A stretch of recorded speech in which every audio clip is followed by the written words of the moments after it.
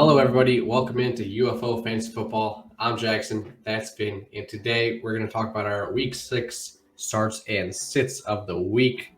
And sorry, I sound a little under the weather. I am sick. But that's okay. We're still going to do this thing. I'm going to plow through. Got to plow through. Playing injured. Yeah.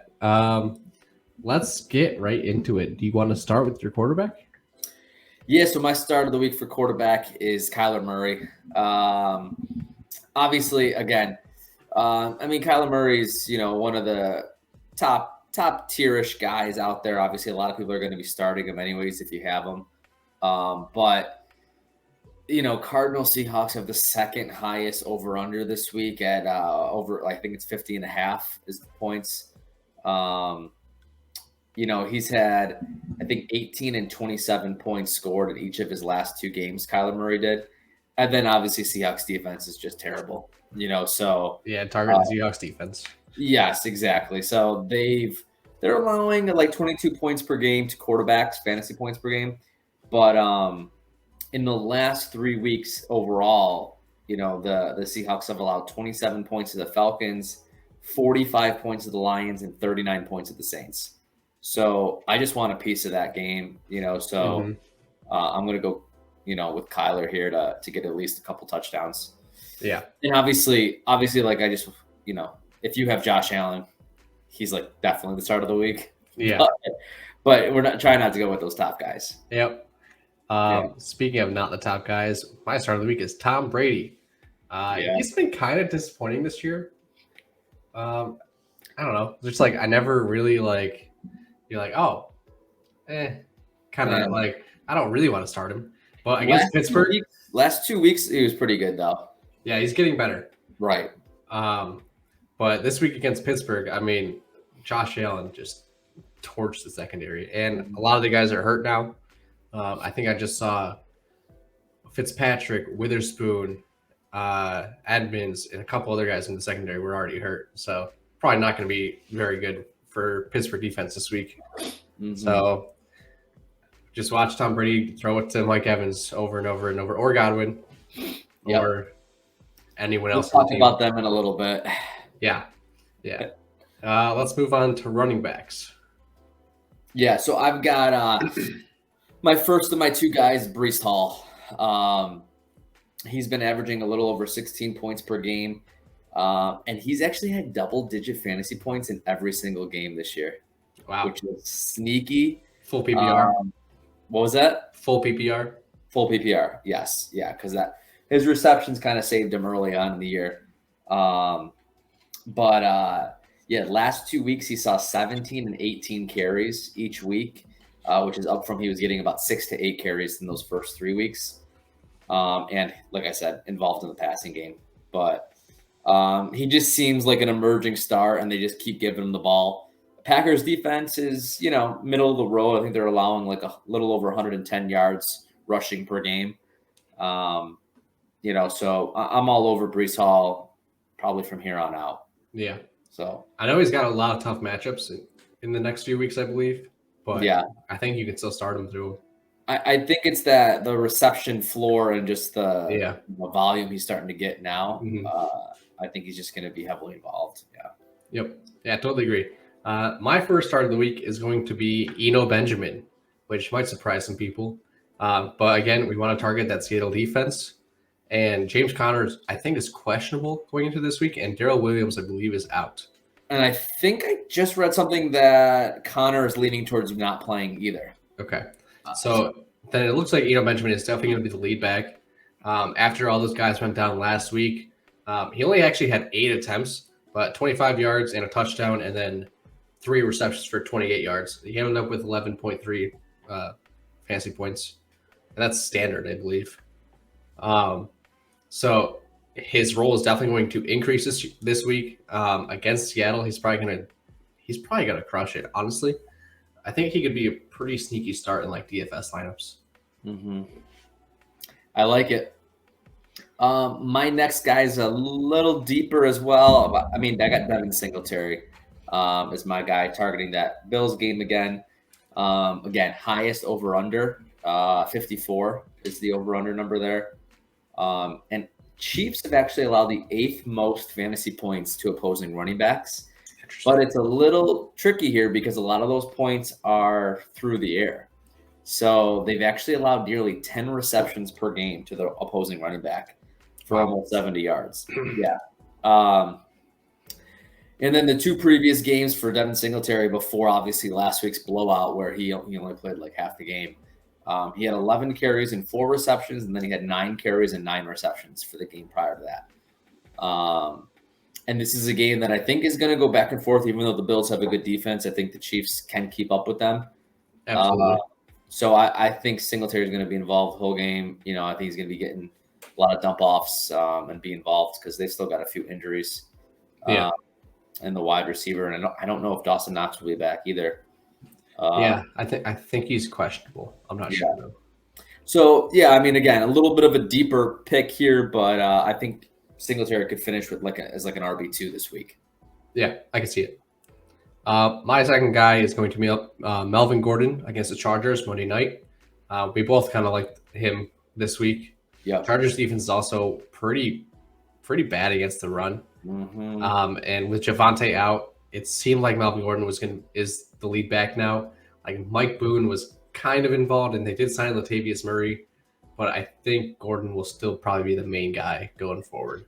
Yeah, and Gordon had 18 touches last week, and obviously Chubb. I mean, nobody's as good as Chubb right now, but he just destroyed them last week again. But destroyed the Chargers.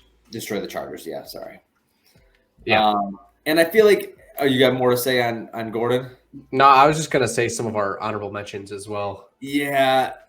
Okay, go ahead. Yeah, Ramondre Stevenson and Leonard Fournette are just absolute smash plays this week. Yeah, I like Dalvin Cook actually too against the Dolphins. Okay. Yeah, the Dolphins kind of. Yeah, but I was going to say Fournette again against Pittsburgh, and then Stevenson is the main guy against, I believe, Cleveland this week. Yep. So.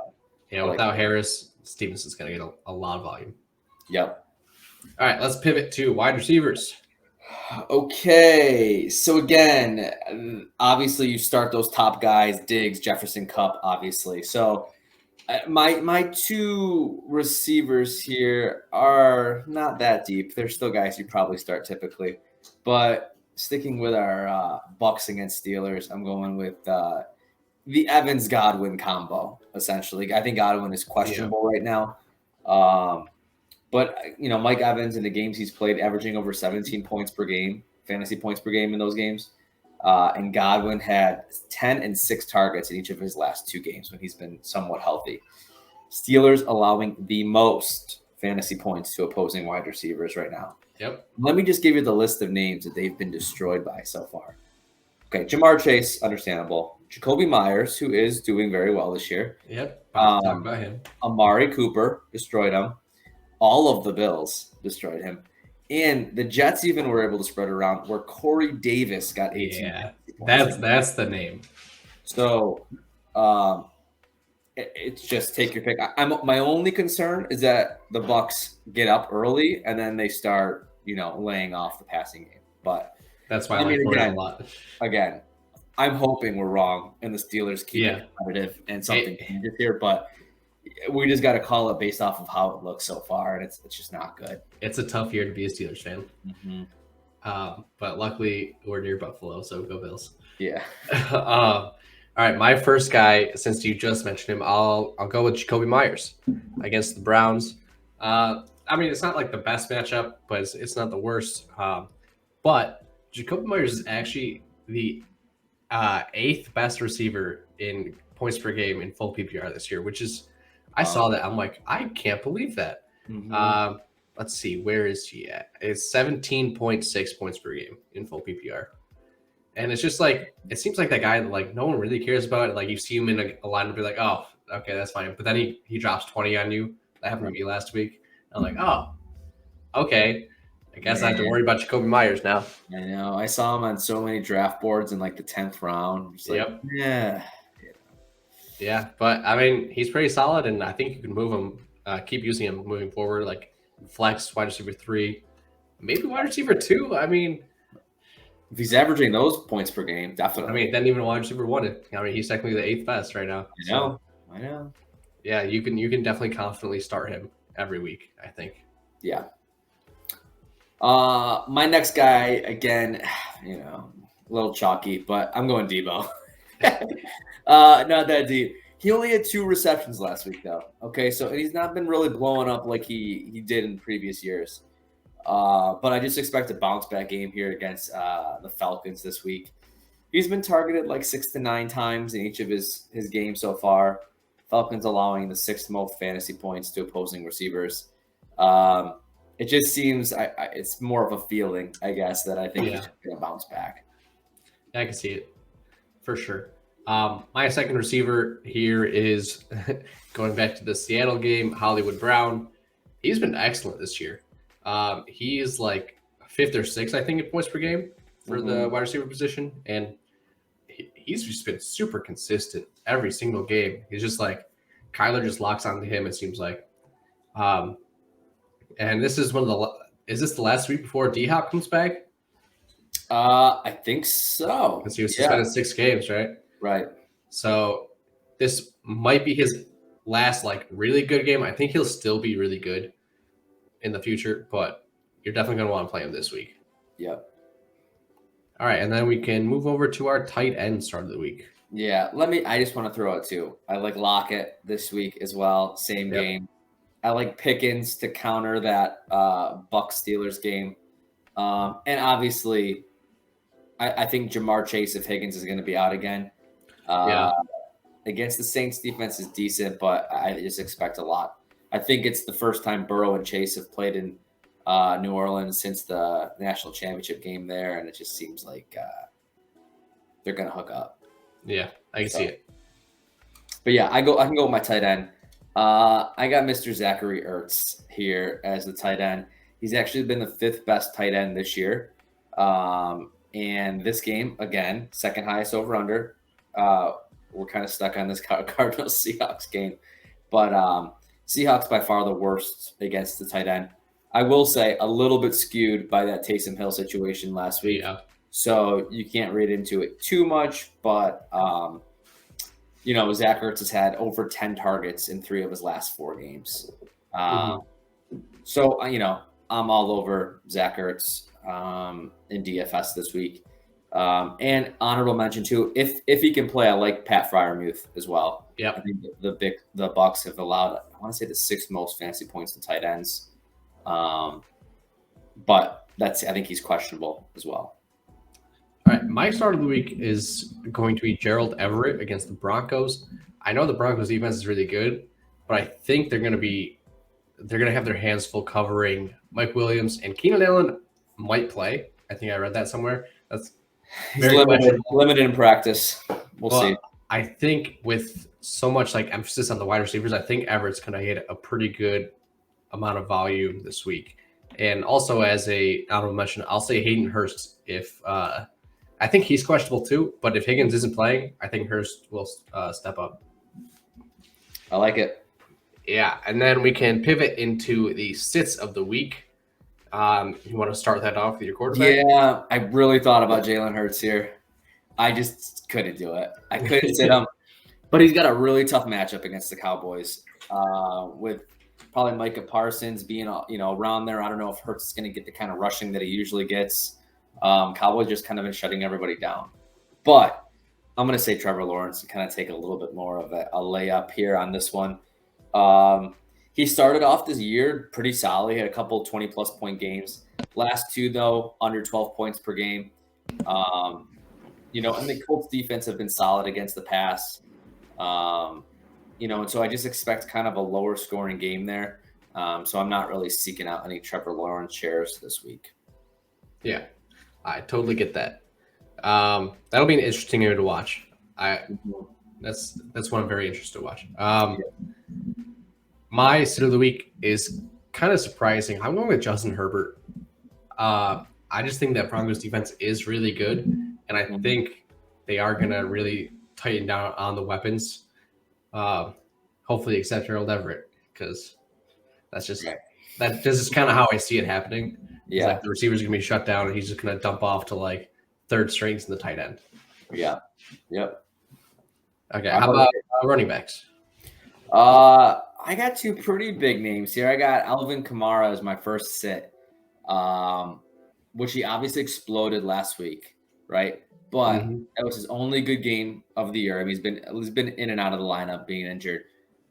His only good game, and it was against the Seahawks, right? So everybody does well against the Seahawks. Bengals have allowed the third fewest points, fantasy points, to running backs as well. About 70 yards rushing and like just under 30 yards receiving per game. So I think Kamara comes back down to earth this week.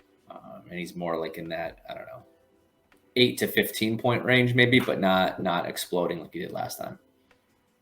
All right. Yeah. He's been interesting this year, to say the least. Yeah, I mean, he did get a lot of receptions last week. So if he can maintain that, maybe he can, continue his little role here. But I don't know. Yeah. I'm also going to say a pretty big name. I'm going to go with Najee Harris. He's been just really disappointing this year. And like every time you watch a Steelers game, it looks like the backup Jaylen Warren should be the number one running back on the team, which is kind of hard to say, but I think it's true. Najee just has not impressed. And the O-line it's not as bad as people think it is. It's obviously not great, but there's openings that he just completely misses. And against the Bucs defense, I don't want anything with Najee this week. He's not really getting those receptions that boosted him last year. No. So yeah, and Kenny runs a little more than Mitch does, so it's probably going down even more. Yeah. My next guy is Zeke Elliott. I've just been down on Zeke Elliott since preseason, but he's got under 10 fantasy points in 3 of his 5 games this year. And Philly is allowing under 80 yards rushing per game and about 30 yards receiving per game. Yeah, I just don't get a good feeling when I'm looking at Ezekiel Elliott. Like he's still kind of up there, kind of mid-range cost in DraftKings and stuff like that. And it's just, I'm just not interested. And it kind of just reinforces it. And out of those rushing yards, I mean, he's splitting that with Pollard. Pollard's at least getting some touches in there. So yeah, I'm staying away from Zeke. Yeah, my other guy is Clyde Edwards-Helaire, Chiefs running back. I don't know. Like last week, the Chiefs were down 14-0 to the Raiders, and it looked like CEH was nowhere to be seen. They were using Jerick McKinnon, and that's Clyde scored though, right? Didn't he get in the end zone? No, he got tackled on the 1. Okay. Yeah, I had him in a couple leagues. Okay. Unfortunately, but I think going against the Bills, I think they're going to be down again. So I don't see why they would use him. Just like last week, I assume they're going to probably play McKinnon. So I'm going to stay away from CH. Okay. If you can. Yeah. All right. Receivers. Yep. So this one is kind of painful. I'm going to go Amari Cooper as my sit, which is a little risky here. So he's been major boomer bust every week. He's had 3 monster games out of 5, which is pretty good. But I think he's scored over 20 points in each of those games. But then he's had 2 that were like, I think under 5 points. So something kind of crazy. And I think he's going to be more on the dud side this week versus New England. I agree. I mean, Patriots are definitely going to try to take away his Chubb, which I don't even know if that's possible, but they're going to try. And they just shut down the high flying, Lions offense there. Yeah. I mean, 0 points. I mean, what was it? 0 points. 0 points. It just makes no sense.